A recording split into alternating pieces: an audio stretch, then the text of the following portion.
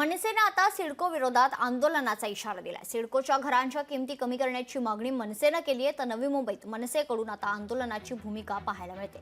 नवी मुंबईतील विविध ठिकाणी सिडकोतर्फे 26,000च्या घरांची यादी जाहीर करण्यात आली आहे। मात्र सिडकोच्या घरांच्या किमती सर्वसामान्यांना परवडणाऱ्या नाहीयेत, त्यामुळे मनसे आता आक्रमक झाली आहे। माजी मुख्यमंत्र्यांना, नगर रचना मंत्री एकनाथ शिंदे साहेबांना आणि सिडको एमडींना नम्रपूर्वक विनंती आहे की आपण या घरांचे दर कमी करावेत, अन्यथा मागच्या वेळेसारखं हे आंदोलन अधिक तीव्र होईल आणि निश्चितपणे आम्ही राजसाहेबांकडे जाणार आहोत आणि राजसाहेबांच्या माध्यमातून मागल्या वेळेप्रमाणे यावेळी सुद्धा या घरांच्या किमती कमी होतील। सोबतच जर आम्हाला न्यायालयात जायची गरज पडली तर न्यायालयात सुद्धा या संदर्भात जनहित याचिका दाखल केली जाईल।